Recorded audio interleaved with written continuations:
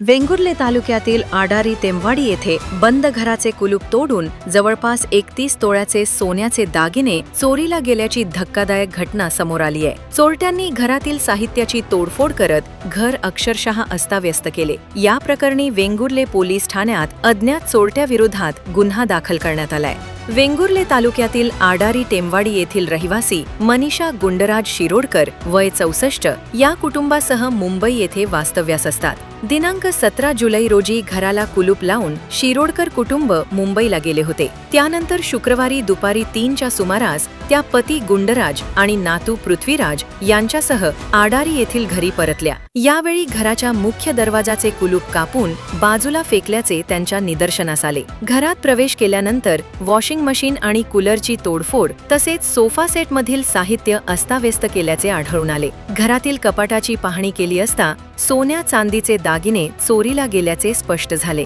चोरट्यांनी एक सोन्याचे मंगळसूत्र, मुहूर्तमणी, 3 सोन्याच्या चेन, 8 सोन्याच्या बांगड्या, 2 सोन्याच्या अंगठ्या आणि सोन्याचे ब्रेसलेट यासह चांदीचा मध्यम आकाराचा मोदक आणि 2 पितळी समया असा जवळपास 31 तोळ्याचे सोन्याचे ऐवज लंपास केले। घटनेची माहिती मिळताच वेंगुर्ले पोलीस ठाण्याचे पोलीस निरीक्षक निसर्ग ओतारी यांच्यासह पोलीस पथकाने घटनास्थळी धाव घेत पाहणी केली। दरम्यान विभागीय पोलीस अधिकारी राजेश भागवत यांनीही घटनास्थळी भेट देऊन तपासाबाबत पोलीस निरीक्षक निसर्ग ओतारी यांच्याकडून माहिती घेतली आणि मार्गदर्शन केले।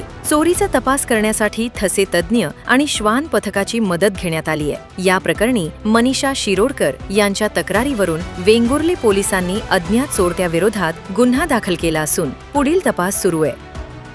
बंद घराला लक्ष करून मोठ्या प्रमाणात सोन्याचे दागिने चोरीला गेल्याने आडारी परिसरात खळबळ उडाली आहे। या चोरीमागे कोणाचा हात आहे आणि चोरट्यांचा माग कधी लागणार याकडे आता परिसराचे लक्ष लागले आहे। कोकण संवादच्या ताज्या घडामोडींसाठी चॅनलला सबस्क्राईब करा आणि बेल आयकॉनला क्लिक करा।